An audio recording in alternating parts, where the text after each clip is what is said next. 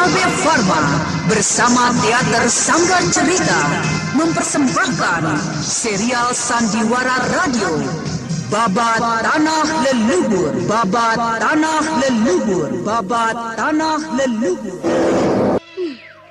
Sepertinya saya mengenal hutan ini, Kek. Bukankah ini hutan Cimalakahideng? Benar. Apa kau takut jika kita lewat di hutan ini? Iya, tapi bukankah Karang Sedana ada di arah timur? Sedangkan sekarang kita menuju ke arah utara. Iya. Kau benar, Purbaya, benar. Kita akan singgah di pantai utara. Dan baru kemudian kita menuju ke Gunung Ciremai. Sedikit berputar, tidak apa kan? Mengapa kita harus berputar sejauh itu, Kek? Adakah sesuatu yang kakek cari? Tidak ada. Kita hanya akan berjalan-jalan sambil berlatih. Kepandaianmu sudah cukup baik. Apa yang kuberikan padamu masih tetap seperti dulu. Sebuah kisah kolosal dari tanah leluhur ratusan tahun yang silam di tanah Pasundan yang diwarnai dengan kekerasan, ambisi, keserakahan, iri dan dengki, serta cita-cita dan cinta anak manusia.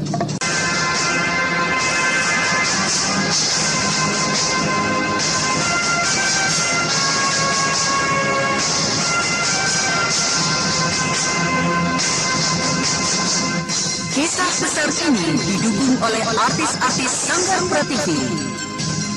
Babat Tanah Leluhur.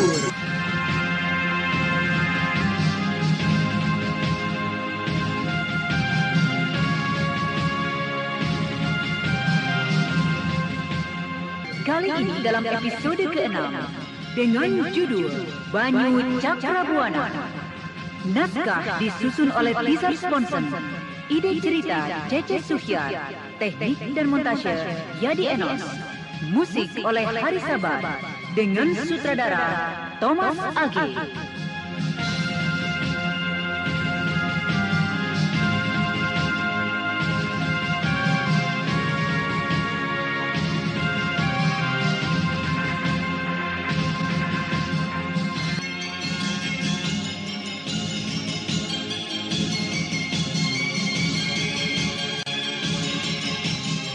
Pada seri yang ke-11 ini menampilkan Rio Sempana sebagai Raden Purbaya, Yulia sebagai Cempaka, Asti Suhastra sebagai Mamang Kuraya, dan pembawa cerita Neni Sumardi.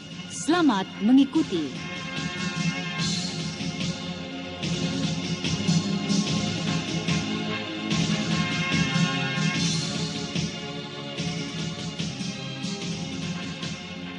Pada kisah yang lalu diceritakan, Mamang Kuraya berhasil mengusir Kidemang Suwanda dan pengawalnya yang sebenarnya merupakan utusan dari sebuah kerajaan. Mamang Kuraya berhasil membaca surat resmi yang sangat dirahasiakan itu. Akan tetapi, ketika Raden Purbaya menanyakan isi surat itu, kakeknya itu hanya mengatakan sebuah surat yang tidak penting yang berisikan rencana kerjasama dua kerajaan. Benarkah demikian? Sekarang, marilah kita ikuti kelanjutan kisahnya.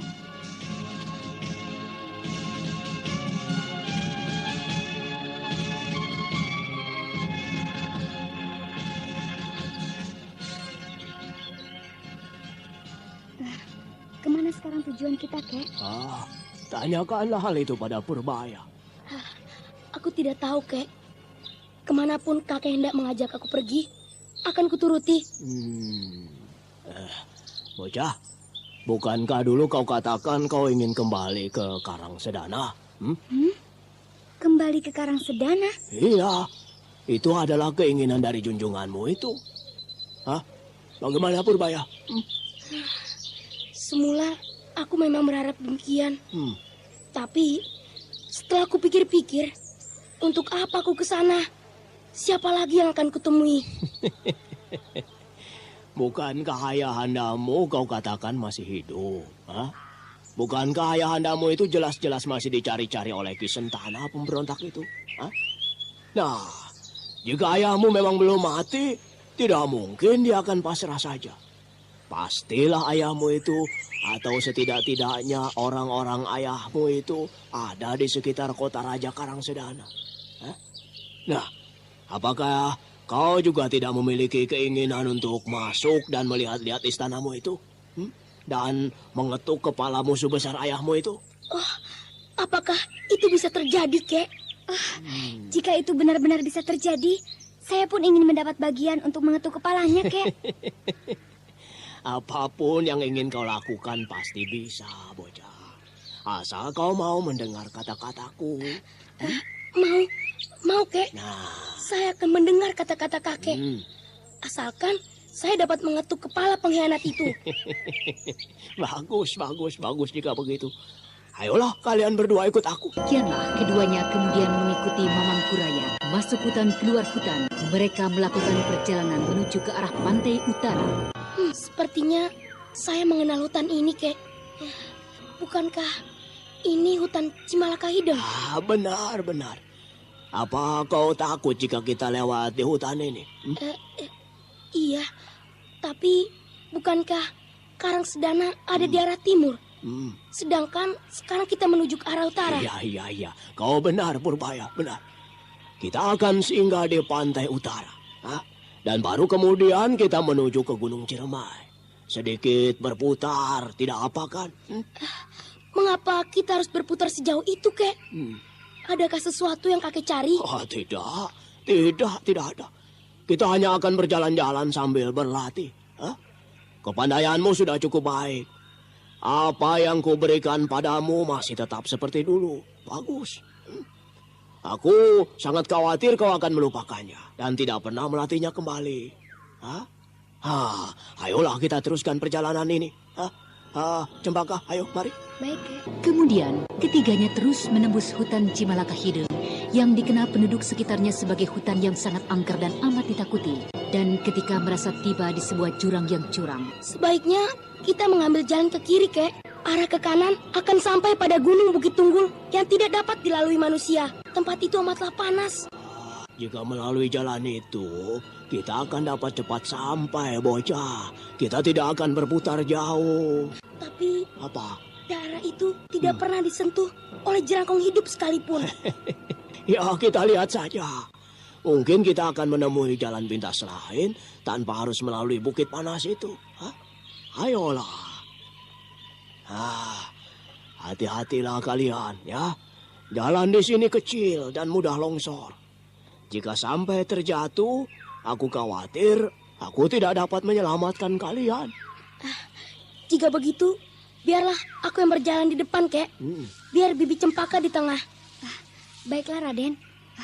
Lewatlah dan berhati-hatilah. Saya akan berhati-hati, Bi. rombongan kecil itu terus melangkah perlahan-lahan di samping tebing yang curam. Kerikil tajam dan batu-batu kecil banyak berserakan di jalan yang mereka lalui. Untuk itu, ketiganya berusaha agar tidak sampai salah menginjak batu-batu kecil dan kerikil yang dapat menyebabkan mereka tergelincir. Bagaimana? Apakah kalian masih sanggup melalui jalan ini? Sedikit ke depan lagi. Masih, Kek. Entah, Bibi Wulan. Bagaimana, Cempaka? Ayo, teruskan saja. Saya masih sanggup, Raden. Hei, apa itu? Batu apakah itu? Bersinar kemerahan. Itu, di balik batu besar itu. Jangan kau sentuh batu itu. Jangan, Cempaka. Itu adalah batu api. Itu adalah batu biasa yang telah terbakar sekian tahun. Terbakar sekian tahun? Mana apinya, Kek? Mengapa batu yang lain tidak terbakar? Baik. Mari kita lihat. Kemudian, Mamang Kuraya mendekati batu yang ditunjuk oleh Cempaka. Dan dengan batu yang lain yang berada di sekitarnya, digesernya batu yang bersinar kemerah-merahan itu. Ketika batu yang kelihatan panas itu tergeser, dari bawah batu itu, tiba-tiba menyembur uap panas naik ke atas. Nah, lihatlah. Batu itu ternyata menutupi lubang uap panas dari dalam bumi. Tentu saja setelah sekian tahun terpanggang, batu itu menjadi kemerah-merahan bagai bara. Kakek, lihatlah. Keringat Bibi Cempaka. Agaknya Bibi sudah tidak tahan lagi. Tidak, Raden. Bibi masih sanggup. Ayo, kita lanjutkan. Iya, ayo. Kakek yakin tidak jauh di depan sana kita akan dapat menuruni tebing ini ke bawah sana. Ya? Coba kalian lihat itu. Bukankah itu ada jalan? Lihat itu. Ayo kita teruskan naik sedikit. Ayo. Baiklah, ayo Raden. Lihatlah itu di bawah sana. Kelihatannya daerah itu tidak dipengaruhi oleh udara panas. Pohon-pohon di sekitar bawah lembah itu kelihatan hijau. Kalau begitu ayo kita turun ke bawah. Ayo. Lihat itu, Kek. Di atas kita sana. Kelihatannya sudah tidak beda dengan neraka. Lihat, Kek. Batu-batu seperti yang kita jumpai tadi semakin banyak. Oh, ya. Hampir seluruhnya. Agaknya kita sudah semakin dekat dengan puncaknya, Kek. Iya. Kau benar. Ayolah, kita cepat turun saja. Aku khawatir jika tidak segera turun, aku justru akan mengiringi dua bocah panggang. Ayo. Perlahan-lahan, ketiganya menuruni tebing tinggi dan kelelahan pun perlahan-lahan mulai merayapi rombongan kecil itu. Mereka merasakan perlahan-lahan hawa panas itu hilang. Dan kemudian secara perlahan-lahan pula, ketika mereka semakin mendekati kaki lembah, hawa dingin merayapi tubuh mereka. Aneh sekali. Kenapa udara di sini dapat jadi seperti ini dinginnya, Kek? Iya. Entahlah, Purbaya. Kakek juga belum mengetahui penyebabnya. Ayolah, sebaiknya kita terus saja turun ke bawah sana. Kau bagaimana, Cempaka? Apa kau tidak terganggu dengan hawa dingin ini? Tidak, Kek. Saya lebih baik berada di sini daripada di atas sana. Iya. Ayolah, kalau begitu kita cari jalan menembus lembah ini ke arah utara.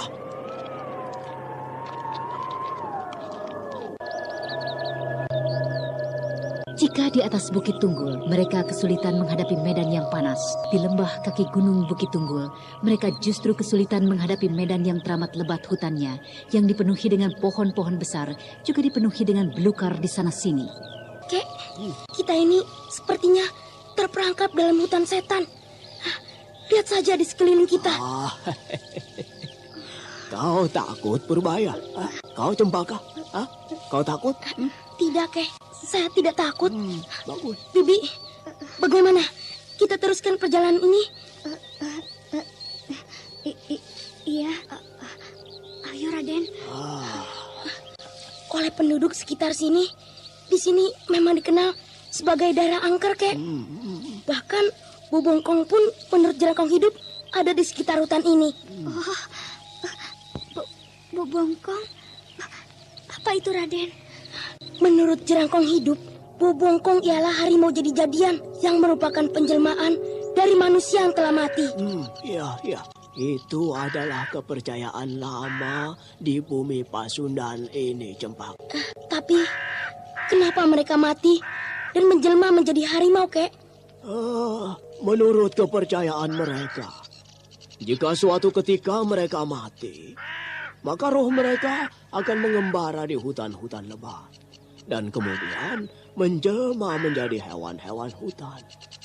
Maka untuk menjaga keselamatan roh mereka berharap kelak dapat menjelma menjadi raja hutan. Nah, untuk itulah mereka menjadi pemuja harimau. Hampir seluruh penduduk pedalaman tanah Pasundan adalah pemuja harimau. Dan kepercayaan ini mulai berkurang dan menjadi hilang ketika agama Hindu masuk ke tanah Pasundan ini. Anda sekarang masih mendengarkan Sandiwara Jadi, Radio di channel mereka Memori itu 80. Para pemuja harimau, jika mati menjadi harimau, Kek. Iya.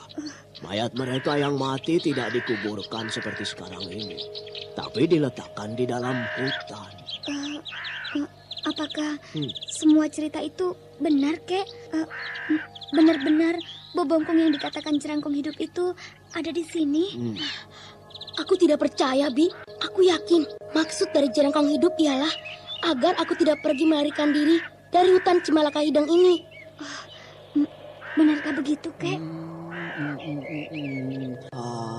Aku belum pernah menyaksikannya sendiri, Cempaka. Jadi bagaimana aku dapat mengatakan kebenarannya?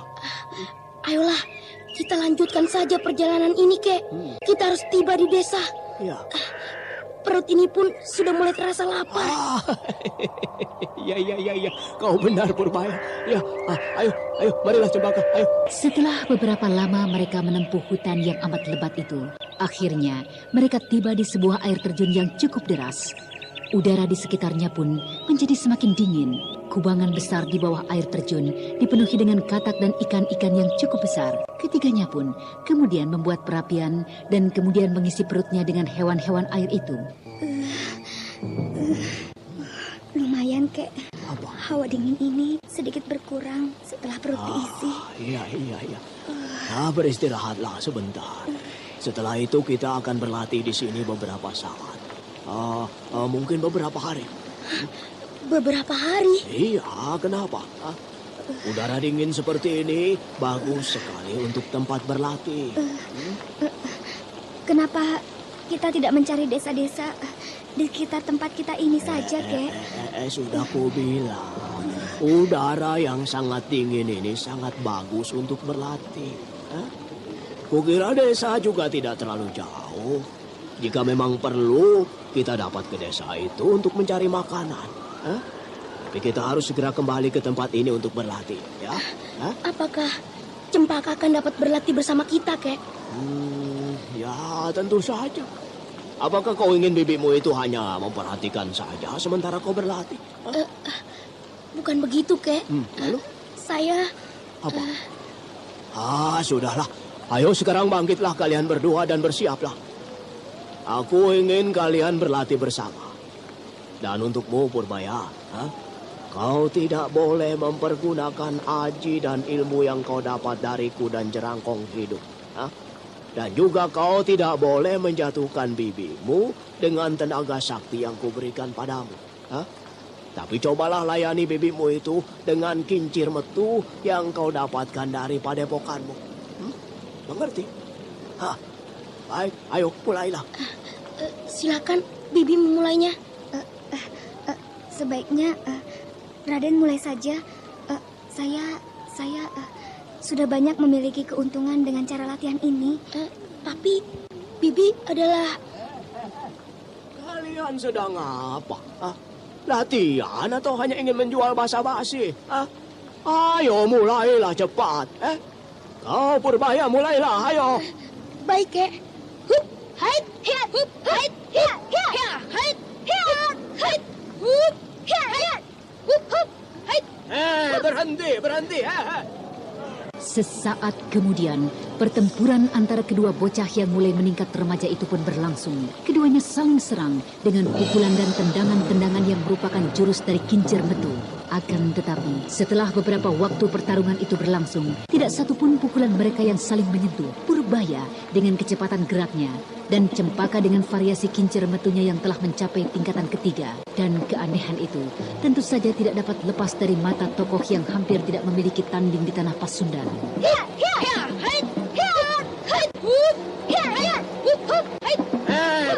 Berhenti. Goblok, tolol dungu. Apa sebenarnya yang sedang kalian lakukan? Mengapa kalian bertempur seperti orang tidak waras? Cempaka, kenapa kau selalu menarik pukulan-pukulan yang seharusnya dapat mengenai Purbaya? Kenapa? Kau juga Purbaya. Kenapa kau juga jadi seperti itu? Kenapa Purbaya?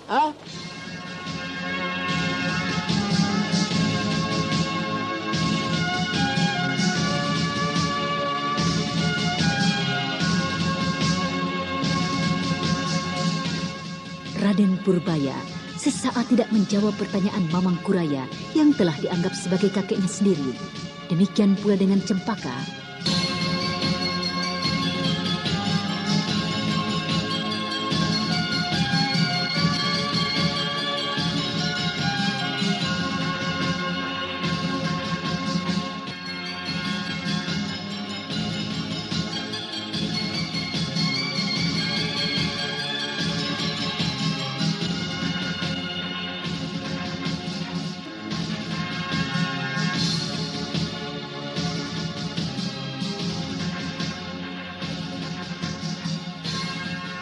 Mamang Kuraya bersama dengan kedua orang bocah yang telah meningkat remaja itu tiba di sebuah lembah yang dikelilingi oleh hutan lebat. Dan di pinggir sebuah kubangan besar air terjun, Mamang Kuraya mulai melatih kedua anak yang telah dianggapnya sebagai muridnya itu. Berhenti! Hei! Goblok, tolol, dungu. Apa sebenarnya yang sedang kalian lakukan? Mengapa kalian bertempur seperti orang yang tidak waras? Cempaka, kenapa kau selalu menarik pukulan yang kau lancarkan yang seharusnya dapat mengenai Purbaya? Kenapa? Dan kau juga Purbaya. Kenapa kau jadi seperti itu? Kenapa Purbaya? Kau Cempaka, kenapa? Kenapa kau selalu menarik seranganmu yang seharusnya banyak kesempatan dapat mengenai Purbaya? Kenapa? Apa karena dia itu junjunganmu? Apa kau takut dia akan menghukummu jika kau memukulnya? Saya tidak mungkin memukulnya, Kek. Saya tidak mungkin memukul junjungan saya, tapi bukan karena saya takut mendapat hukuman. Bagaimana ini, Jika begitu kalian tidak akan mungkin dapat berlatih bersama. Jika memukul saja tidak mau? Tidak mungkin, Kek. Purbaya, jadi bagaimana sekarang? Apa kau hanya ingin latihan menari? Berputar-putar sambil menggerakkan tangan dan kaki? Begitu? Entah kenapa, Kek. Saya tidak sanggup untuk menjatuhkan pukulan saya di tubuhnya. Memangnya kau kira pukulanmu tadi yang tidak mempergunakan senjata dan juga tenaga sakti yang kuberikan akan dapat membuatnya terluka? Ayo, kita mulai lagi. Atau kita tidak akan pernah latihan ilmu olah kanuragan lagi. Ayo, bersiaplah kalian. Ayo. Baiklah, Kek. Mari, Bi. Biarlah, saya tidak usah belajar olah kanuragan, Raden. Saya tidak mungkin akan sanggup menggerakkan tangan untuk memukul Raden. Kau menolak perintah Radenmu, Cempaka? Bukankah Radenmu memerintahkan kau untuk berlatih? Tidak, Kek. Aku tidak akan memaksa Bibi Cempaka. Jika ia tidak menghendaki latihan ini, aku tidak akan memaksanya. Ya, baiklah. Jika demikian, kau berlatihlah sendiri, Purbaya. Baik, Kek. Mau apa kau berlatih seperti itu seorang diri, aku sudah mengerti kemampuanmu. Lalu, apa maksud kakek? Buka bajumu. Apakah kau tidak mendengar perintahku? Atau tidak mau mengikuti perintahku lagi? Tapi, apakah yang harus saya lakukan, Kek? Mengapa saya harus membuka baju saya? Kau lihat air terjun itu? Iya, saya melihatnya, Kek. Nah, kau ku minta untuk duduk bersemedi di bawah curahan air terjun itu. Bukankah kau masih ingat cara bersemedi yang kuajarkan padamu itu? Ketika saat pertama kali kita menuju hutan Cimalaka Hideng? Iya, Kek. Saya masih mengingatnya. Sekarang ayo, lakukanlah. Ayo. Baiklah, Kek. Mau kemana, Mau kemana kau bocah? Bersemedi di bawah curahan air terjun itu. Seperti yang kakek perintahkan. Buka bajumu dulu. Apakah itu harus saya lakukan, Kek? Sangat harus, bocah. Aku ingin hawa dingin dari air yang keluar dari celah dinding gunung Bukit Tunggul itu merasuk, membentuk tenaga sakti dalam tubuhmu. Ayo, lakukan, tunggu apa lagi? Tapi... Kau malu? Kau malu? Cempaka, palingkan wajahmu. Ayo. Sudah. Ayo, cepat lakukan, Purbaya. Itu lihat bibimu sudah tidak memandangmu kemari lagi. Ayo. Ayo. Baiklah, Kek. Raden Purbaya segera membuka pakaiannya. Seluruh pakaiannya, kecuali sedikit kain kecil yang merupakan cawan. Kemudian, bocah pangeran itu melangkah menuju air terjun yang tidak jauh berada darinya. Sesaat kemudian, tubuh Raden Purbaya telah terbungkus oleh air terjun yang cukup deras. Hanya sedikit bagian wajahnya yang tersembul keluar.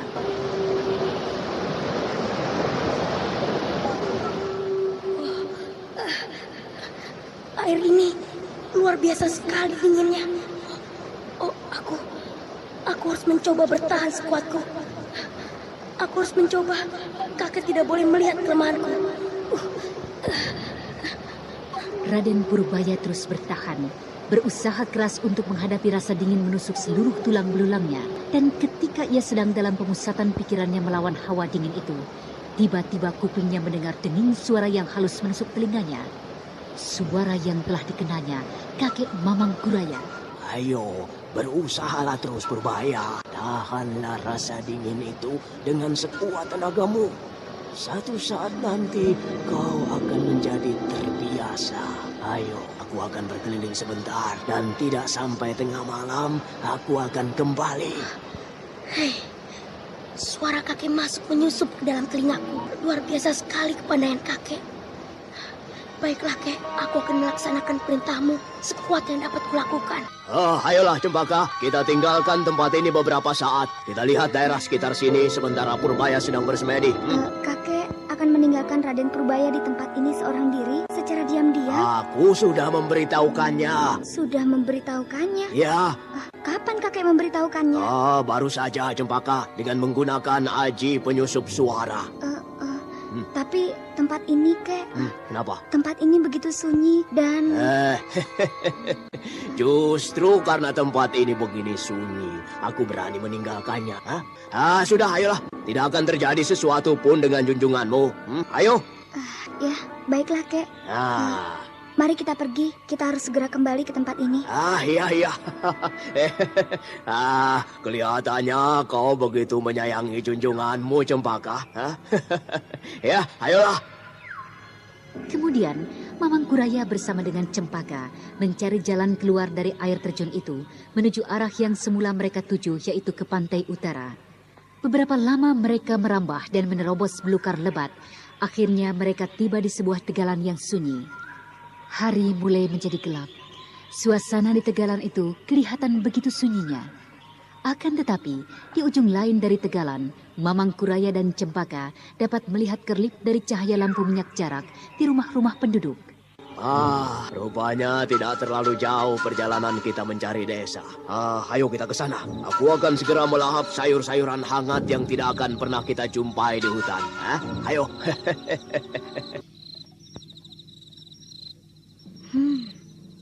Mengapa desa ini sepi sekali, Paman? Tidak ada seorang pun yang kelihatan berada di luar rumah.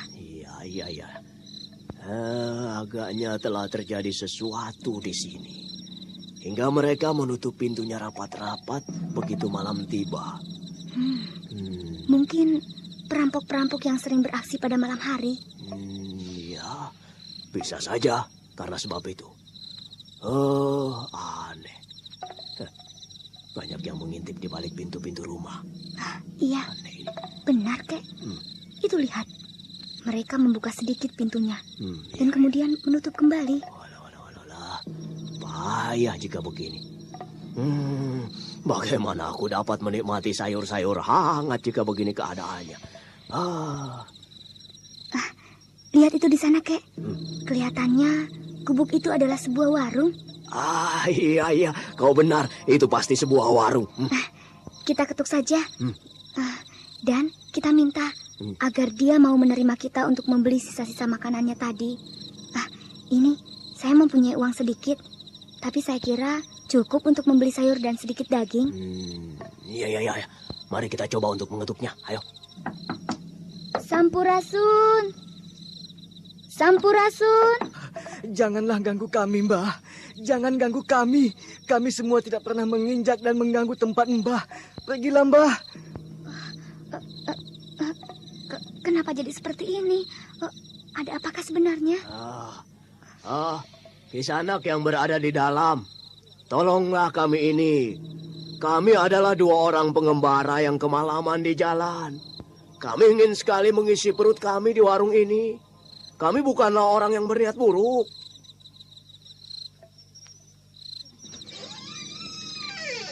Perlahan-lahan pintu warung itu terkuak sedikit. Dan dari celah-celah pintu itu, kelihatan sebelah mata yang mengintip dengan penuh rasa cemas dan takut.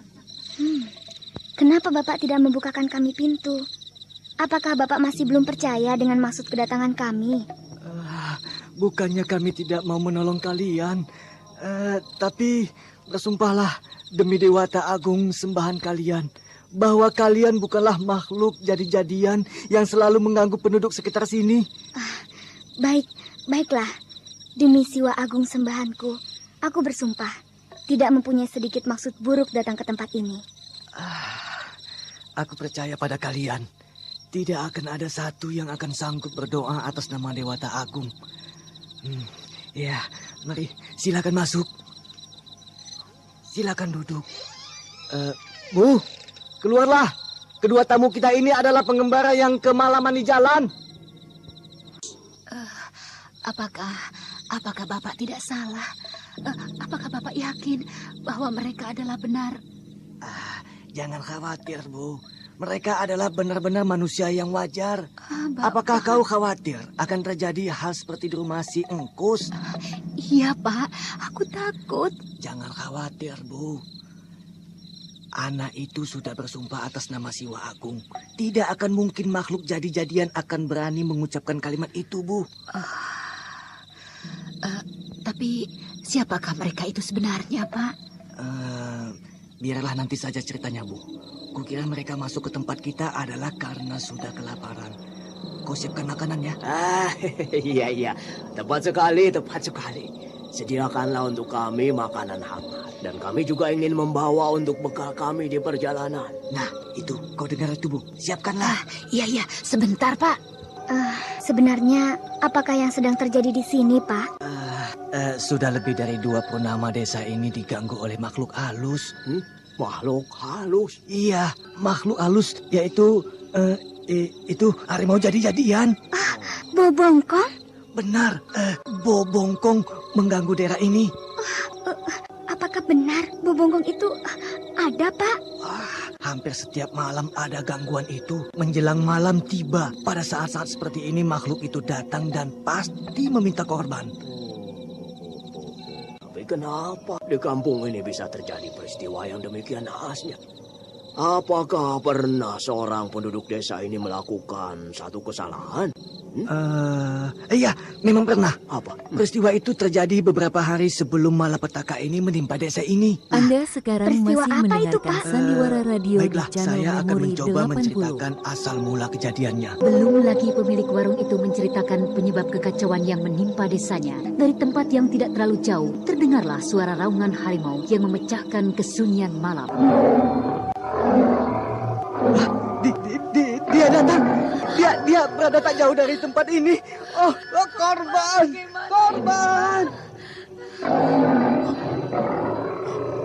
Kau tunggu di sini, Cempaka, ya? Aku ikut, Kek. Mau kemana kalian? Kunci kembali pintu ini. Ayo, cepat ada Cempaka ke sana. Yuk. Mamang Kuraya yang merasa penasaran dengan cerita tentang harimau jadi-jadian, segera saja meraih tangan Cempaka dan kemudian melompat menuju ke arah suara harimau tadi. Dan hanya dengan beberapa kali melenting, tokoh mahasakti dari tanah Pasundan ini telah tiba di tempat mana terjadi kecelakaan. Tolong suamiku. Tolong. Itu dari arah sana, Kek. Ketika baru saja Mamang Kuraya akan masuk ke dalam pondok kecil itu, dari dalam pondok itu melesat keluar sebuah bayangan besar berwarna kuning dengan belang-belang hitam. Awas, Cempaka. Yuk. Kau tunggu di sini, Cempaka, ya. Aku akan mencoba menangkap harimau itu. Yuk.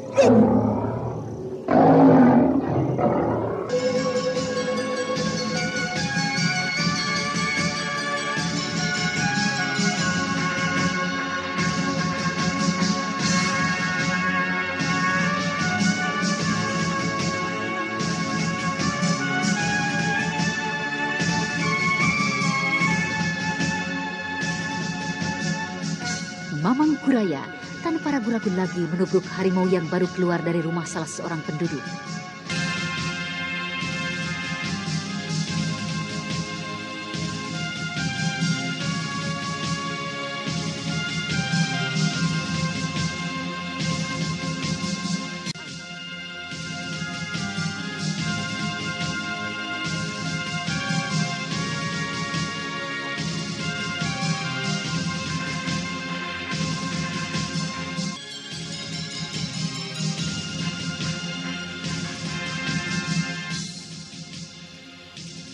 Mamang Kuraya dan Cempaka yang berada di sebuah desa kecil di pinggiran hutan belantara Cimalaka Hideng bertemu dengan seekor harimau yang menurut salah seorang penduduk desa tersebut adalah Bobongkong atau harimau jadi-jadian. Awas Cempaka! Kau tunggulah di sini, Cempaka. Aku akan mencoba menangkap harimau itu.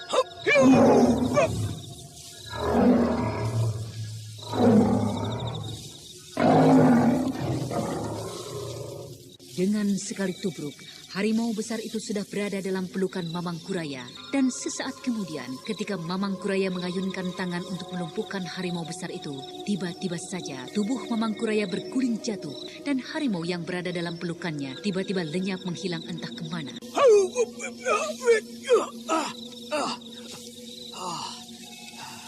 Ternyata benar yang kuhadapi tadi adalah Bobongkong. Kenapa kau tidak menampakkan wujudmu? Ayo keluarlah. Tunjukkanlah wujudmu. Apapun adanya akan kuhadapi. Ayo. Kek, itu di belakang, Kek. Kau keterlaluan sekali. Mengganggu penduduk desa ini. Jika memang ada yang membuat kesalahan padamu, kenapa kau harus memberikan malapetaka pada seluruh penduduk desa ini?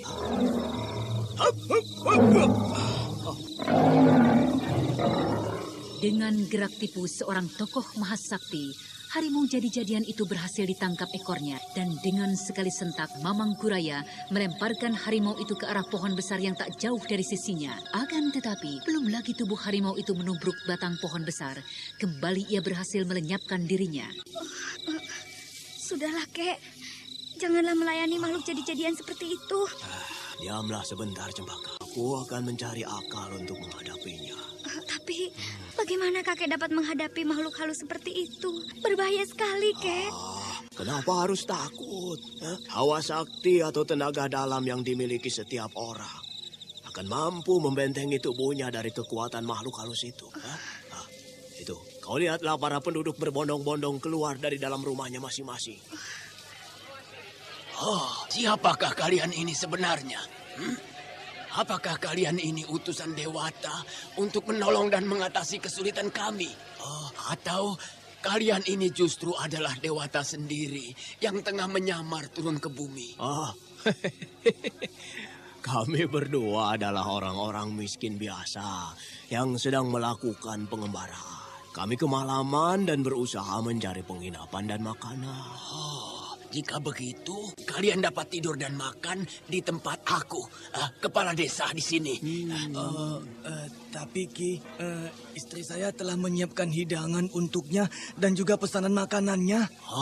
Kau Misna, apa maksudmu itu?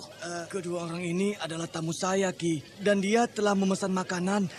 Tapi belum sempat dimakannya, juga pesanan untuk bekalnya. Jika begitu, baiklah. Mari kita ke tempatmu saja. Banyak hal yang ingin aku bicarakan dengan Tuan Penolong kita ini. Kalian coba jangan hanya bengong saja di situ. Coba lihat ke dalam rumah Ki Pundak. Tadi ku dengar teriakan itu berasal dari rumahnya. Aku akan ke tempat Misna untuk berbicara dengan Tuan Penolong kita ini. Tapi saya ingin melihat ke dalam dulu. Saya ingin melihat korban dari makhluk jadi-jadian itu. Begitu. Iya. Baiklah. Ayo minggir. Minggir kalian. Aku ingin masuk ke dalam. Kemudian, Mamang Kuraya, Cempaka, serta kepala desa itu masuk ke dalam rumah korban makhluk jadi-jadian itu. Dan ketika mereka tiba di dalam, mereka melihat seorang laki-laki yang cukup gagah terkapar di balai-balai dengan tubuh yang penuh dengan luka-luka yang menyilang besar dari pundak, dada, hingga ke perutnya. Kasihan sekali orang itu, Kek. Saya tidak sanggup untuk melihatnya lebih lama. Ayolah kita tinggalkan tempat ini, Kek. Baiklah. Mari kita kembali ke rumahmu, Kisanak. sebelum selera makanku hilang melihat korban harimau jadi-jadian ini. Ya, ayo Cempaka. Setibanya di rumah Misna, pemilik warung makan, Mamang Kuraya diberi kesempatan untuk menyantap hidangan yang telah disediakan oleh istri Pak Misna. Dan setelah menyelesaikan makannya dan beristirahat sejenak, kepala desa kecil di pinggiran hutan Cimalaka Hideng mendekatinya. Tuan penolong, apakah saya bisa memohon lebih jauh pertolongan Tuan? Bisakah Tuan tetap tinggal di sini beberapa saat untuk mengatasi kesulitan yang mungkin akan datang kembali di desa ini? Iya. Aku akan mencoba untuk memperhatikannya, Kisana. Tapi jika aku boleh tahu, desa apa ini namanya? Lalu, apakah hanya desa ini saja yang mendapat gangguan dari Bobongkong itu? Nama desa ini adalah Desa Cisayong. Cisayong? Iya. Iya. Dan setahu saya yang mendapat gangguan dari Bobongkong hanyalah desa ini saja. Desa-desa lainnya kelihatannya tenang-tenang saja. Tapi setelah mendengar desa kami mendapat gangguan dari Bobongkong, desa-desa lain di sekitar hutan Cimalaka Hideng ini menjadi ikut resah, Kisanak. Gitu, ya. Kisanak tadi bermaksud hendak menceritakan asal mula terjadinya malapetaka ini, ya kan? Iya. Bagaimana itu kisahnya? Salah seorang warga desa kami mendengar adanya seekor kuda ajaib di sekitar lereng Gunung Bukit Tunggul. Iya. Untuk itu ia berniat mencarinya. Untuk menghemat waktu, dia menggunakan jalan pintas melalui belantara lebat di belakang desa kami untuk langsung naik ke atas Gunung Bukit Tunggul. Akan tetapi, ketika ia tiba di tengah belantara lebat itu, ia telah membunuh seekor anak harimau yang ternyata itu adalah anak Bobongkong. Setelah melihat harimau yang berhasil ditewaskan itu menghilang dari pandangan matanya, barulah dia menyadari kesalahannya dan segera ia kembali cepat ke desanya. Tapi 2 hari kemudian, pemuda itu sudah kedapatan mati di rumahnya. Berikut seluruh keluarganya dengan luka seperti yang tadi Tuan telah saksikan. Maksud Paman, dia hendak ke Gunung Bukit Tunggul melalui belantara di belakang desa ini yang lebat dan dipenuhi oleh belukar. Iya, benar. Kenapa, Nak? Kek, bagaimana dengan Raden Purbaya? Bagaimana, Kek? Kita harus segera kembali. Iya, kita akan segera kembali. Mana makanan yang kami pesan tadi, Kisanak? Ini sudah disediakan sejak tadi, Tuan. Oh iya.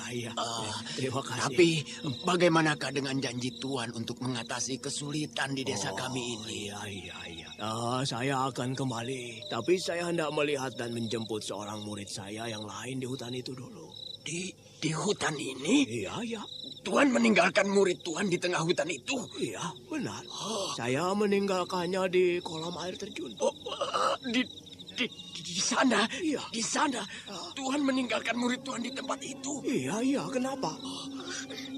Iya, ada apakah, Paman? Menurut pemuda desa kami yang telah membunuh anak Bobongkong itu, dia telah membunuhnya di tempat itu, di kolam air terjun. Dan menurut makhluk halus yang pernah datang dan membunuh di desa kami, bahwa disitulah kerajaan mereka, disitulah mereka berkumpul, Tuan. Raden!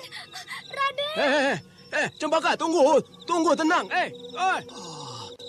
Maaf Kisanak sekalian, kami akan melihat keadaan anak itu. Kami akan kembali lagi ke tempat ini untuk mencoba mengatasi kesulitan kalian. Ya, selamat tinggal. Iya. Mamang Kuraya segera melesat menyusul Cempaka yang telah lebih dahulu berlari di antara rumput-rumput tinggi di tegalan. Sekarang, marilah kita kembali ke gua bawah tanah di Bukit Tengkorak melihat keadaan Anting Wulan yang tengah mencoba menyerap ilmu Banyu Cakrabuana. Hai, hiya, hop, hiya, hop, hiya, hop. 5 jurus dari Aji Banyu Cakrabuana telah kukuasai. Dan itu, di dinding yang lain adalah kelanjutannya yang merupakan tingkatan kedua. Hampir 10 hari aku berdiam di tempat ini. Aku akan mencoba cepat menyelesaikan tingkatan berikutnya. Sebaiknya aku beristirahat dulu. Lubang, apakah ini? Anting Anting Wulan yang duduk menggelusur di tanah sambil bersandar di batu hitam yang merupakan ranjangnya menjadi terkejut ketika jari jemarinya masuk ke dalam sebuah lubang di bawah batu hitam yang merupakan ranjangnya.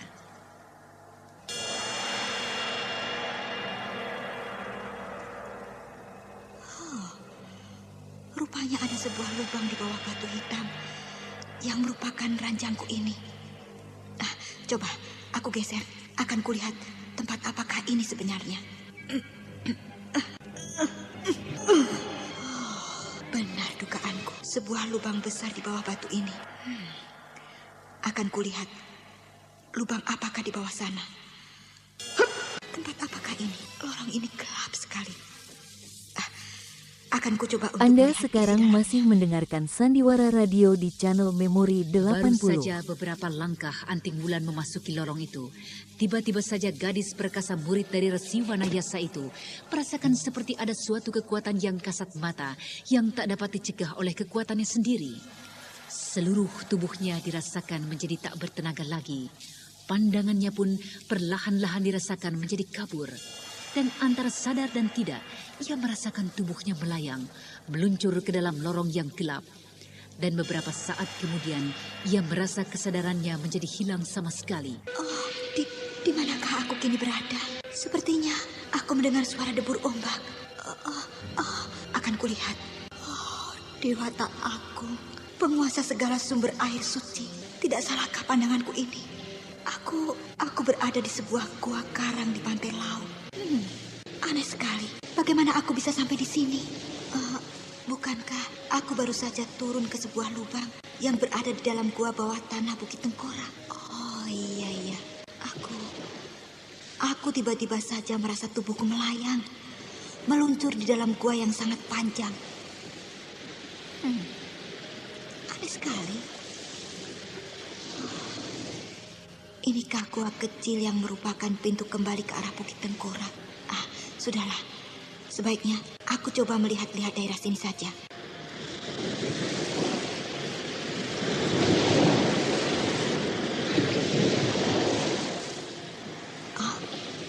Tidak salahkah pandanganku ini?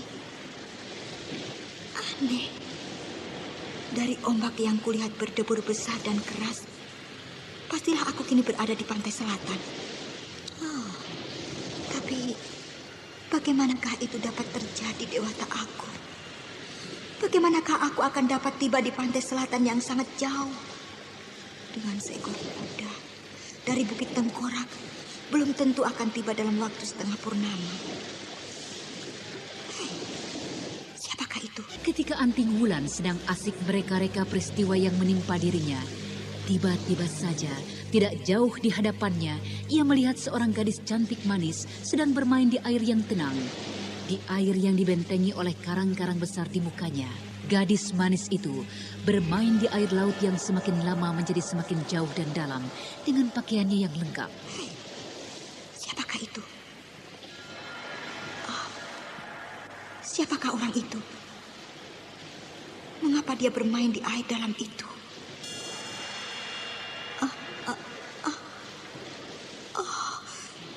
Dewata, apa yang sedang terjadi pada diriku?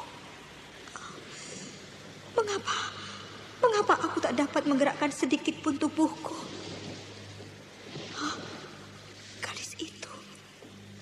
Gadis itu masuk ke dalam air. Celaka. Anting Wulan terus saja berkutat untuk dapat menguasai tubuhnya kembali. Tapi hal itu tak dapat dilakukannya sampai ketika gadis manis yang bermain di air itu lenyap dari pandangannya. Barulah Anting Wulan dapat melepaskan tubuhnya dari kekuatan kasat mata.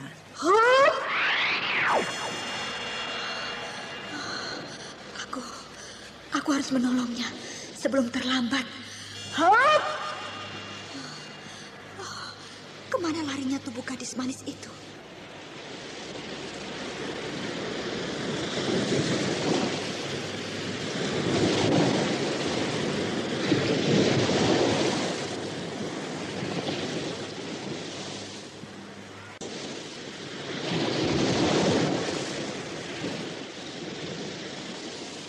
Akan tetapi, setelah berkali-kali masuk ke dasar laut di dalam gua karang itu, tidak juga Anting Wulan menemukan gadis manis yang aneh itu.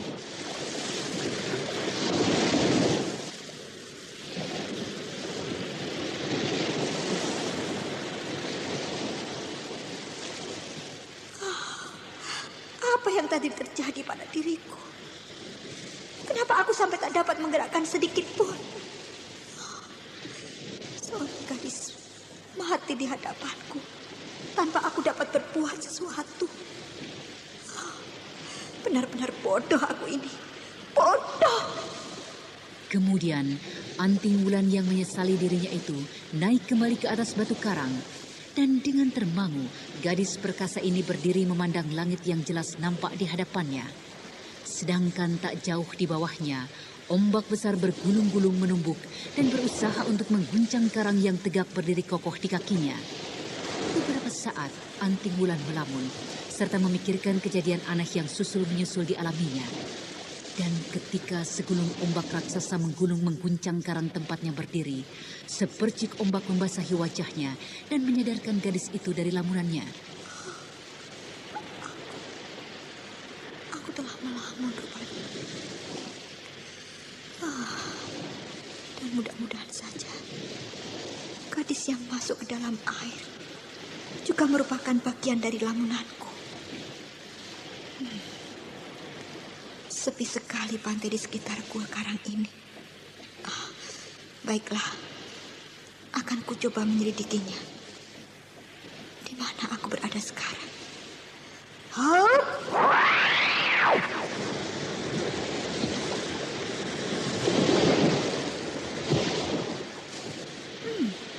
Tidak salahkah pandanganku? Bukankah itu gadis yang kulihat masuk ke dalam air?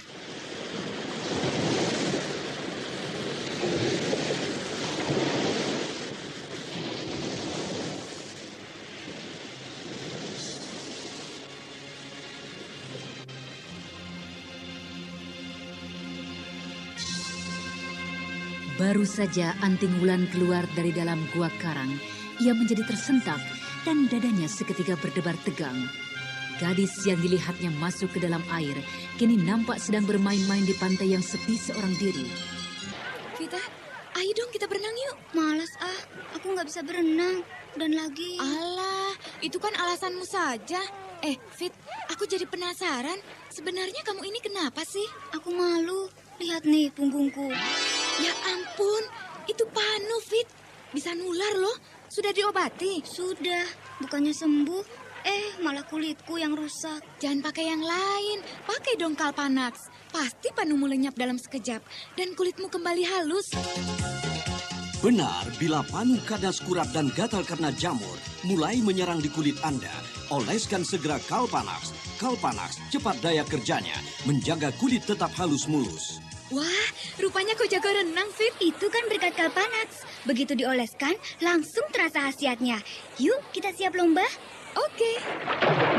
Kalpanax kini tampil dalam kemasan terbaru dengan gambar gadis cantik berkulit mulus. Kalpanax menjaga kulit tetap halus mulus, bebas dari gangguan jamur kulit. Produksi Kalbe Farma. Pengumuman, mulai hari ini Kalpanax kemasan lama telah ditarik dari peredaran. Mintalah Kalpanax kemasan baru dengan gambar gadis cantik berkulit mulus.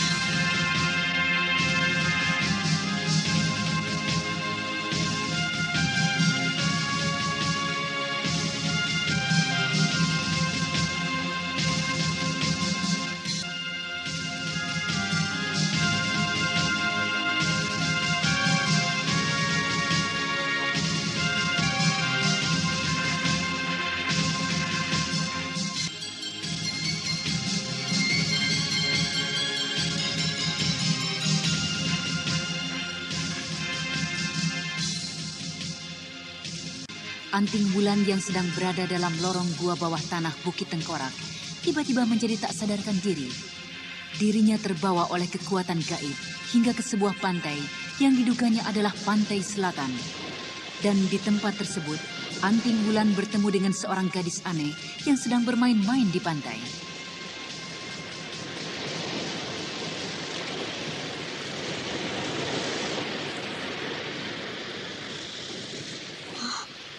Tidak salahkah pandanganku? Bukankah gadis itu yang tadi kulihat masuk ke dalam air?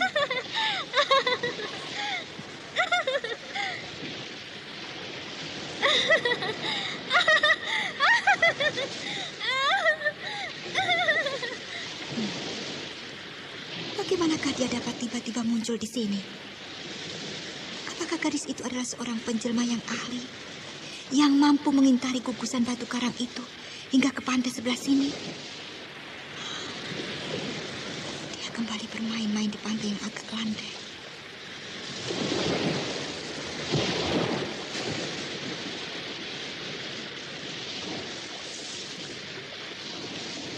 Kembali, Anting Wulan termangu memandangi gadis aneh yang tengah bermain-main dengan ombak di tepi pantai selatan yang agak landai. Gadis itu berguling-guling di air landai tanpa menghiraukan bajunya yang kembali dibasahi oleh deburan ombak selatan. Semakin lama, semakin asik gadis aneh itu bermain-main dengan ombak laut yang besar dan kelihatan ganas. Anting Wulan masih saja terpaku memandangi gadis aneh yang semakin lama semakin menjauh ke tengah. Akan tetapi kemudian kembali ke pantai bagaikan sedang menunggang ombak.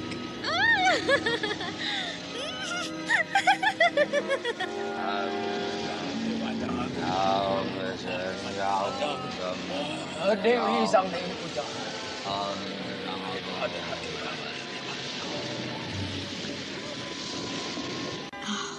Gila, benar-benar gila aku. Kenapa aku membiarkannya bermain-main dengan maut?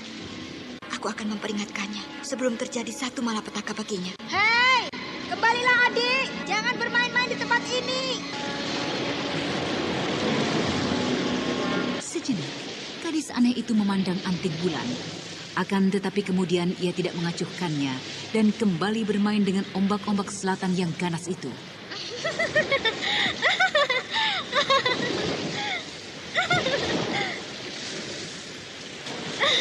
Hei, jangan berbuat gila seperti itu. Kau akan dapat digulung ombak besar itu ke tengah lautan. Kembalilah. Hei, awas di belakangmu.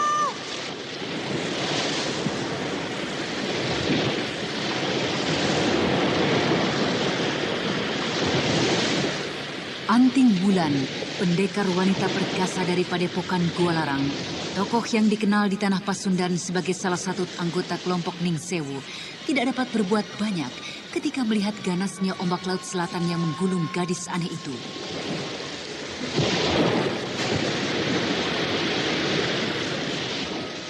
Celaka, celaka.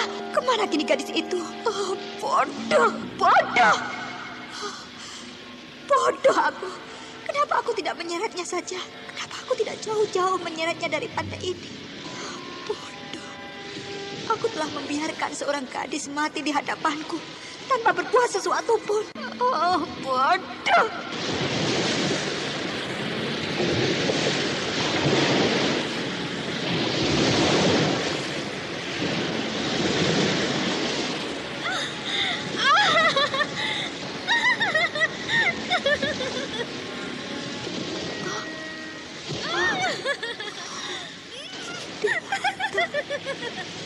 Siapakah gadis itu? Seorang saktika. Agaknya dia menguasai kepandaian bermain di air dengan baik sekali. Dia benar-benar telah mempermainkan aku. Kurang ajar. Hei, adik. Siapakah kau ini sebenarnya? Gadis aneh yang tengah asik bermain di pantai dan asik menantang ombak-ombak menoleh kembali pada Anting Wulan. Dan kemudian perlahan-lahan gadis aneh itu mendekati Anting Wulan. Pandangannya yang tajam menatap dalam-dalam pada Anting Wulan.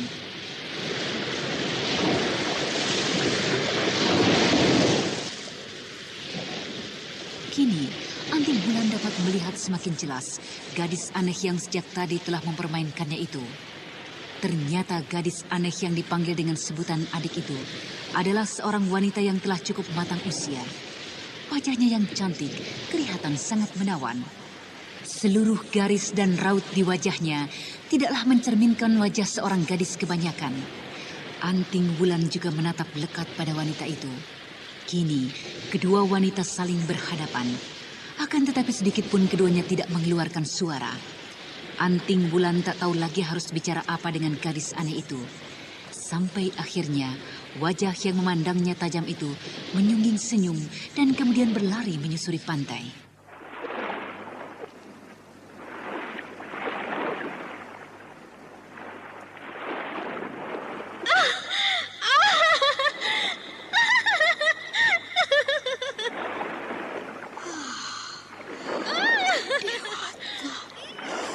Dewata aku, penguasa segala sumber air suci. Siapakah gadis itu sebenarnya? Aku akan mengejarnya dan melihat kemanakah tujuan gadis itu. Oh, kemanakah larinya gadis itu? Cepat sekali langkahnya. Aku tidak boleh sampai kehilangan dia. Itu dia di depanku. Mau kemanakah dia? Hei, apa itu di depan sana?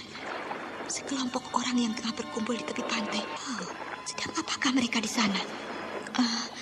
Kelihatannya gadis aneh itu mendekati kelompok orang itu. Apakah kelompok itu adalah orang-orang desa di mana gadis itu tinggal? Biarlah, akan kulihat ke sana.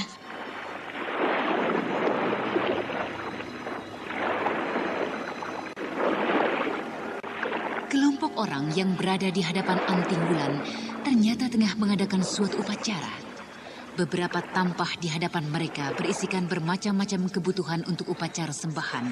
Kelompok orang yang tidak kurang dari 30 orang itu kemudian berdiri dan sesaat di sekitarnya tercipta suasana hikmat.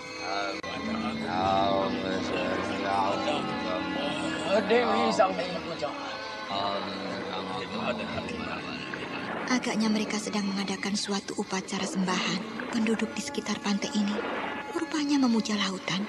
Kemana gadis tadi? Dia menghilang di antara kerumunan orang itu. Rupanya upacara doa sudah selesai. Mereka kini akan melabuhkan tampah yang berisikan hidangan-hidangan dan bunga-bunga aneka warna.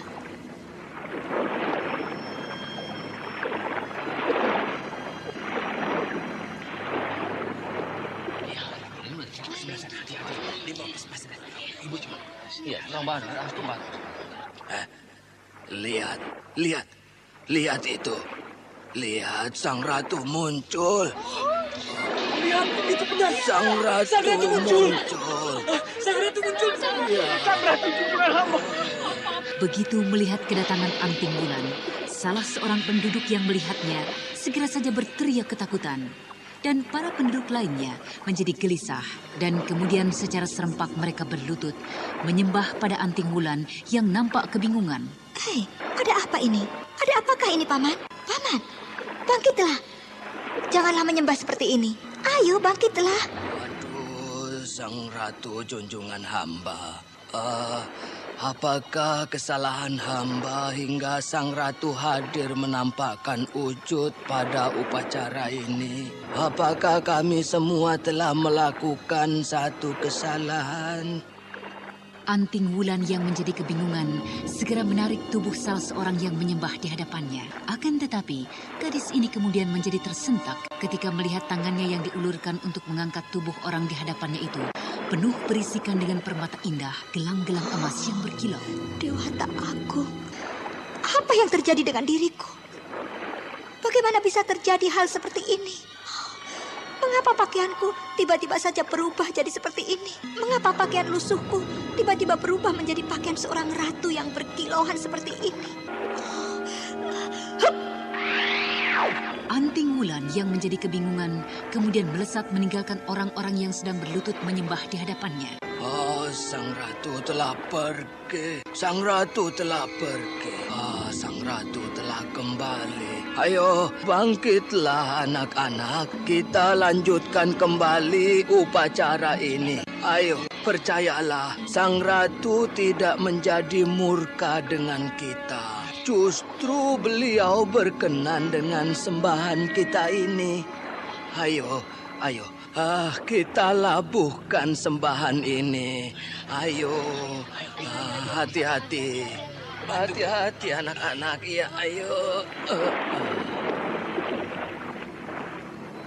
Para penduduk pantai selatan itu kemudian melanjutkan upacara sembahan mereka. Sementara itu, Anting Wulan yang melesat meninggalkan kelompok orang-orang yang melakukan upacara kembali ke dalam gua karang. Dan ketika gadis itu tiba di dalam gua karang,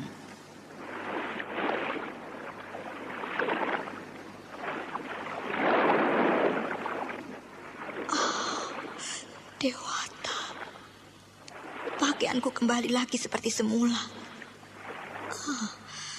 Apakah yang sebenarnya telah terjadi dengan diriku? Apakah aku telah menjadi gila, dipermainkan oleh pikiranku yang tidak waras? Aku benar-benar yakin pakaianku tadi tiba-tiba saja berubah, berkilauan, bagaikan pakaian seorang maharatu.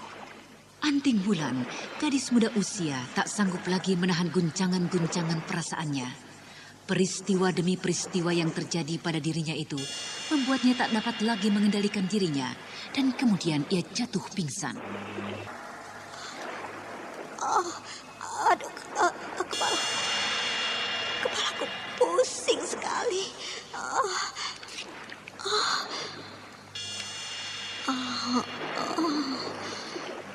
Di manakah aku ini? Iya, gua karang. Aku telah diganggu oleh makhluk-makhluk halus pantai selatan. Biarlah, aku tak boleh terpengaruh ataupun melayaninya. Aku harus terus berlatih untuk menyempurnakan banyu cakrabuan aku. Ya, pantai yang sepi ini dan ombak laut itu agaknya tempat yang cocok bagiku untuk berlatih. Iya, aku akan mencoba semua yang telah kudapat di gua bawah tanah Bukit Tengkorak. Anting Wulan kemudian melompat tinggi melenting sekali di udara, dan kemudian bagaikan gerak elang laut, ia hinggap di atas gugusan karang yang merupakan pintu penutup gua karang yang menjaga terjangan-terjangan ombak. Anting Wulan berdiri tegak. Beberapa saat, ia menarik nafas dalam-dalam, seakan-akan hendak menghisap gemuruhnya kekuatan dari Laut Selatan. Setelah beberapa saat menarik nafas dalam-dalam, kedua tangannya kemudian diangkat di hadapan dadanya. Tangan kiri menyelang dada, sedangkan tangan kanan terletak di bawahnya dengan dua jari menghadap ke atas. Dan sesaat kemudian,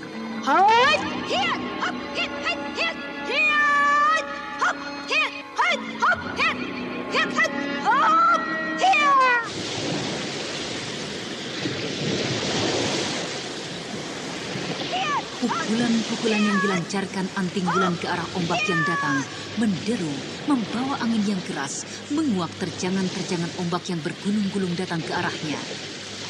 Air laut tersibak bagaikan diterjang angin perhara, hingga karang-karang penghuni dasar pantai Laut Selatan terlihat dengan jelas.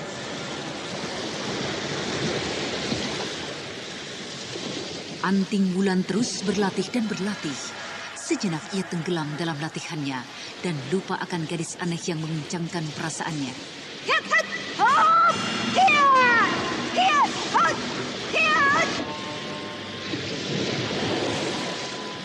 Sementara, kita tinggalkan dulu Anting Wulan yang tengah tenggelam latihannya. Sekarang, marilah kita kembali ke pinggiran desa Cimalaka Hideng, mengikuti kisah Cempaka yang sedang berlari kembali ke arah air terjun di tengah belantara lembah Gunung Bukit Tunggul. Tunggu, jangan terburu-buru seperti itu. Lepaskan, Kek. Lepaskan aku. Aduh. Aku harus segera tiba di sana. Junjunganku pasti akan mendapatkan bahaya di kerajaan makhluk halus itu, Kek. Iya, kakek mengerti. Kakek mengerti. Tapi jangan bersikap seperti itu. Ayo, Anda kita cepat sekarang kesana. masih mendengarkan Sandiwara Radio di channel Memori Bukankah kita akan 80. menyelamatkan Purbaya?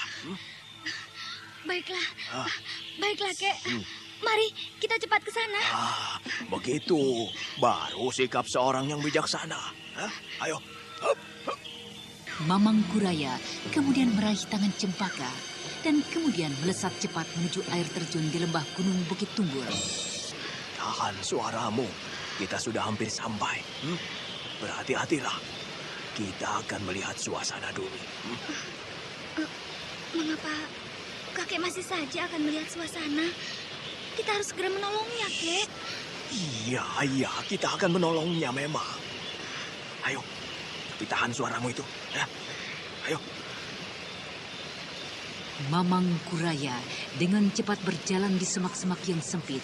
Dan beberapa saat kemudian, keduanya tiba di tempat yang dituju.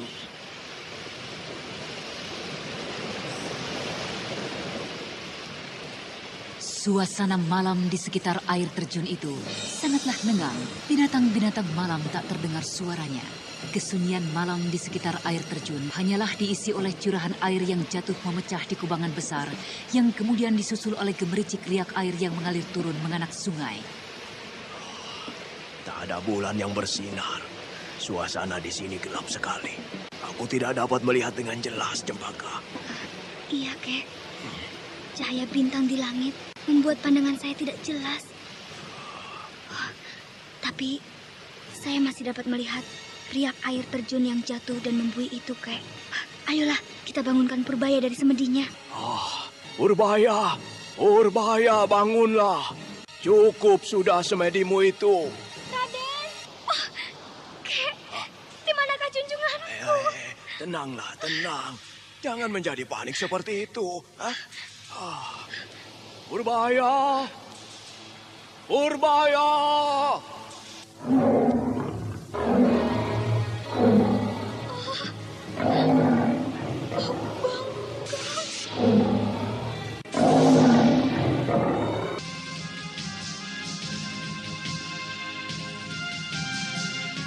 Mamang Kuraya dan Cempaka yang menjadi cemas tidak mendapat sautan dari Raden Purbaya.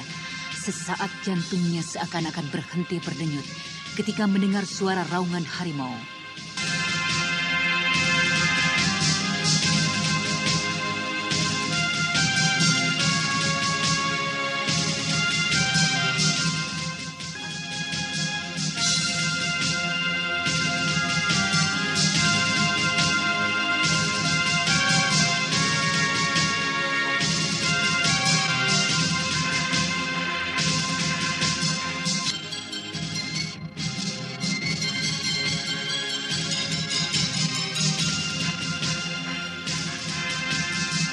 Cempaka dan kakeknya Mamang Kuraya tidak menemukan Raden Purbaya di air terjun lembah Gunung Bukit Tunggul.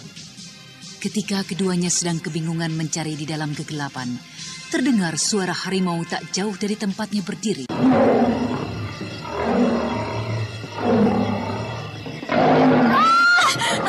Babongkong! Suara harimau jadi-jadian.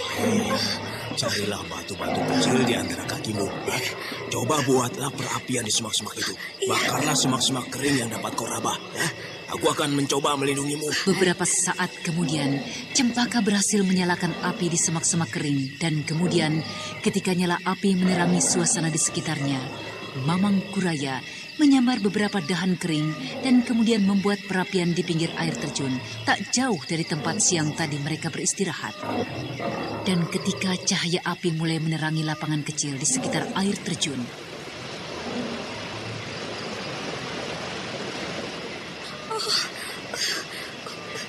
lihatlah itu, Kek. Junjunganku tidak ada di air terjun itu. Agaknya benar kata orang-orang desa tadi. Di sini adalah kerajaan makhluk halus. Apapun nama tempat ini dan siapapun pemilik tempat ini, aku tidak rela jika Purbaya cucuku diganggunya. Akan kuhadapi, akan kutempur. Kau tunggulah di sini, Cempaka. Aku akan mencoba memeriksa sekeliling tempat ini. Kakek akan meninggalkan aku di tempat ini? Aku hanya akan mencoba mencari di sekitar tempat ini. Di sini cukup terang. Aku akan dapat melihat dari sekitar tempat ini jika terjadi sesuatu dengan dirimu. Dan kau pun dapat berteriak jika mendengar sesuatu yang mencurigakan. Bagaimana? Apa mau kau kutinggalkan? Baiklah, Kek. Cepatlah, cari Raden Purbaya junjunganku. Iya. Kau tunggulah sebentar ya. Hup, yip. Dewata Agung, apa yang telah terjadi dengan junjunganku Raden Purbaya? Apa yang telah terjadi dengan dirinya? Selamatkanlah dia. Selamatkanlah junjunganku itu, Dewata. Cempaka menangis terisak-isak di kegelapan malam. Akan tetapi pandangannya tetap saja ditebarkan ke segala arah. Ia tetap berharap untuk dapat menemui junjungannya. Beberapa tombak di hadapan Cempaka terlihat dua buah titik cahaya yang bersinar, berkilat bagaikan cahaya api dalam bola kristal. Belum lagi Cempaka dapat menyimpulkan keberadaan cahaya itu, terlihat sepasang cahaya lain, beberapa tombak di samping cahaya yang semula. Oh, tidak ada. Pakaian Raden Purbaya tidak ada di sekitar tempat ini. Oh, aku yakin Raden Purbaya melepaskan pakaiannya di sekitar bebatuan ini. Oh, aku melihatnya menuju ke arah tempat ini sebelum aku memalingkan wajahku. Oh, hei, apa itu? Oh, cahaya apa itu? Oh, aku melihat cahaya itu bergerak-gerak sedikit. Api di tanganku hampir padam. Oh, sebaiknya aku kembali saja ke perapian sana. Cahaya itu juga ada di bagian lain. Oh, di sana itu, aku melihat juga yang lain. Sepasang cahaya yang tidak berbeda dengan yang kulihat tadi. Oh, itu. Mengapa jadi banyak sekali cahaya-cahaya kecil di sekitar tempat ini? Oh, sepertinya cahaya itu bergerak. Oh, iya, bergerak menuju ke tempatku ini. Titik-titik cahaya di belakangku juga bergerak menuju ke arahku. Oh, Dewata, tolonglah aku. Akan kucoba untuk melemparnya dengan batu. Iya, ku lempar cahaya yang sedang mendekat itu dengan batu ini. Cempaka segera membungkuk dan meraih sebuah batu yang cukup besar. Dengan sekuat tenaga, dilemparkannya ke arah cahaya yang berada di hadapannya.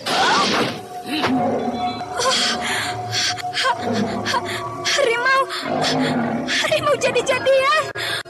Iya, pastilah aku tengah dikepung oleh harimau jadi-jadian. Kakek! Hilang. Cahaya itu hilang. Cahaya itu hilang seketika ketika mendengar teriakanku.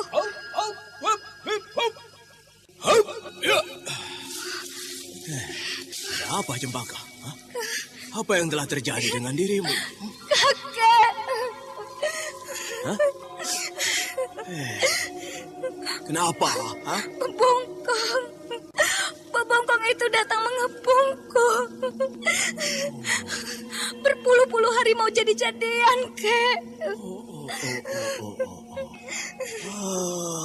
Bodoh sekali aku. Benar-benar bodoh. Iya. Aku terpengaruh dengan kesunyian tempat ini. Dengan kesepian tempat ini. Aku akan menunggu di tempat ini. Iya. Aku akan menunggu hingga Purbaya kembali padaku. Iya. Bagaimana, Cempaka? Bukankah sebaiknya demikian? Kita tunggu junjunganmu hingga makhluk-makhluk halus penculik Raden Purbaya itu muncul. Iya, Kek. Kita menunggunya di sini. Iya. Kita akan tinggalkan tempat ini jika Raden Purbaya telah bersama kita. Iya. Oh, itu suaranya, Kek. Oh, agaknya dia sedang mengejek dan mentertawakan kita. Biarlah dia mentertawakan kita. Tapi aku tidak ingin terpancing dan akhirnya kehilangan dirimu. Setan! Iblis penculik! Tenang, Cempaka. Tenanglah. Duduk sajalah di sini. Ayo. Iya. Agaknya benar cerita penduduk desa tadi. Di sini adalah kerajaan mereka. Kau takut, Cempaka? Tidak, Kek. Aku tidak takut. Aku akan tetap tinggal di tempat ini hingga Raden Purbaya kembali bersama kita.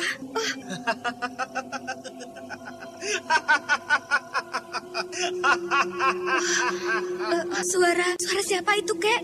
Siapa yang tertawa itu? Iya. Mereka penduduk kerajaan ini, Cempaka. Maksud kakek, suara itu adalah juga suara dari harimau jadi-jadian itu? Iya, benar Cempaka. Dia mulai menampakkan wujud lainnya. Kita tunggu. Satu saat dia pasti akan menghampiri kita di sini.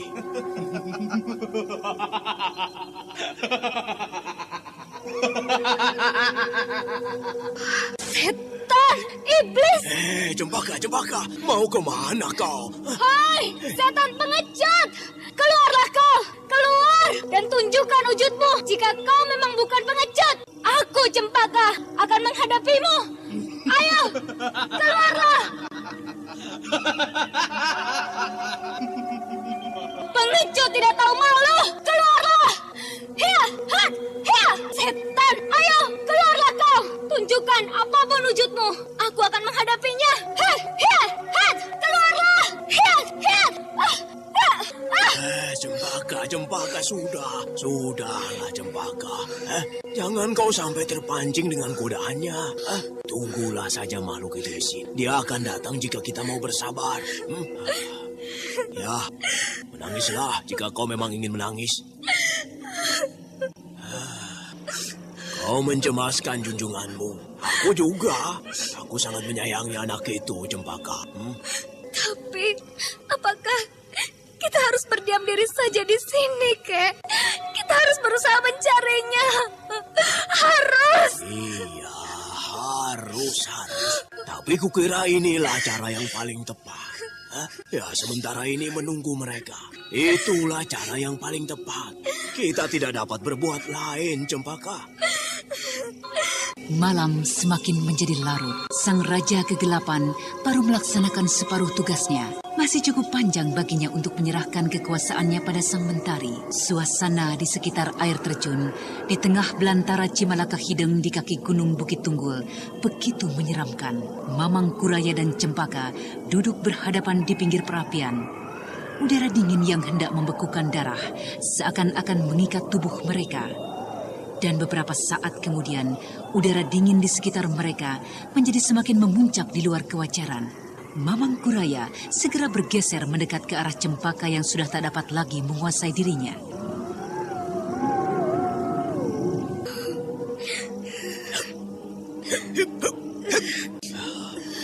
Kuasai dirimu, Cempaka. Jaga kesadaranmu. Aku tidak dapat lagi menahan rasa dingin ini, Kek. Kau dapat menahan rasa dingin ini. Aku akan menyalurkan hawa saktiku. Kuasailah kesadaranmu sejenak.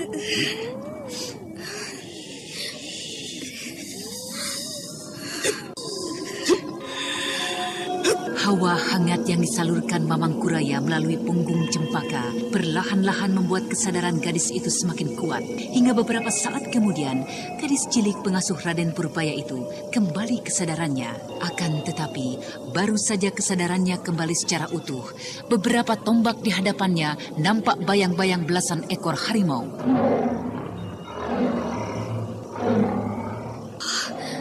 Kek, itu mereka. Mereka datang mendekati kita. Iya. Kau duduklah dengan tenang. Biar aku yang akan menghadapinya.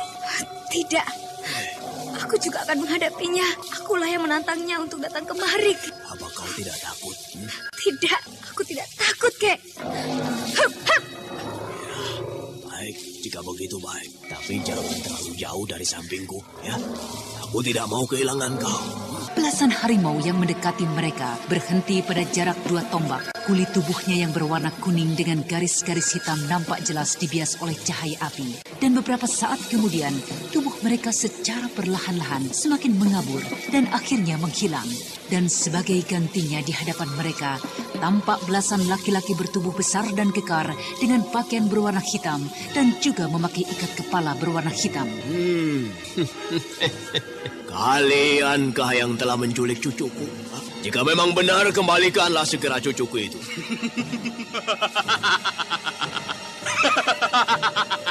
Benar, kamilah yang telah mengambil cucumu.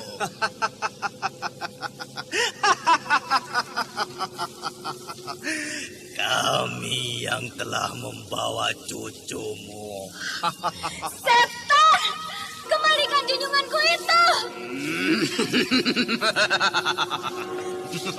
Kami tidak pernah mengembalikan apa yang telah kami dapat. Anak itu segera akan menjadi bagian dari keluarga kami.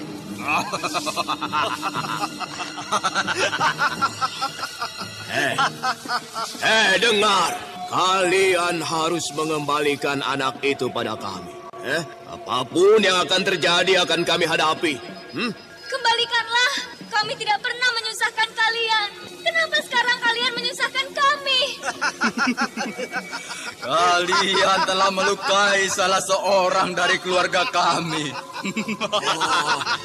Keluarga kalian itu telah membunuh penduduk desa. Mereka lah yang lebih dahulu menyusahkan kami. Untuk itu, kami akan menuntut balas pada mereka. Satu persatu. Seluruh penduduk desa itu akan kami jadikan korban. Masuk. Kalian berdua manusia usil.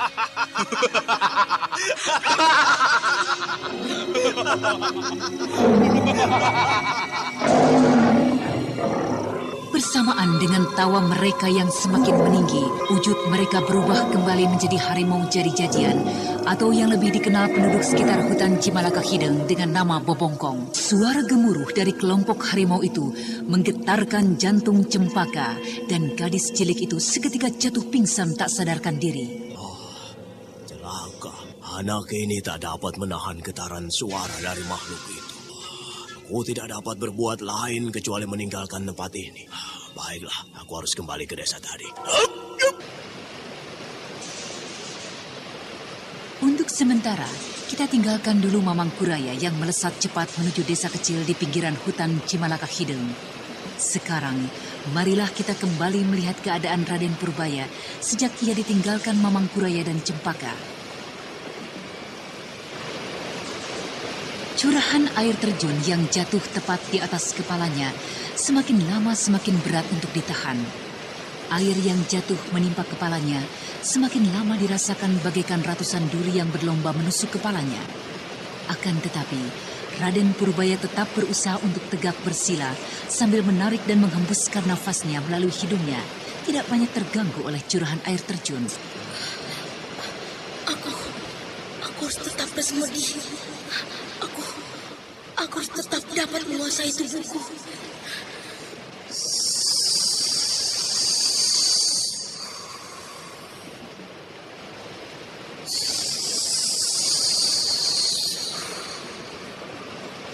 Raden Purbaya terus berusaha untuk memusatkan seluruh perhatiannya pada pernafasannya.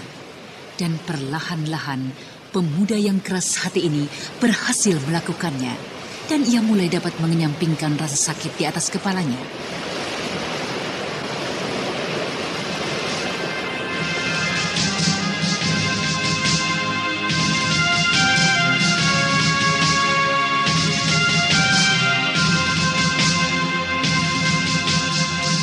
Sementara itu tanpa sepengetahuannya, di sekitar air terjun telah dipenuhi oleh belasan ekor harimau yang sedang duduk memperhatikannya.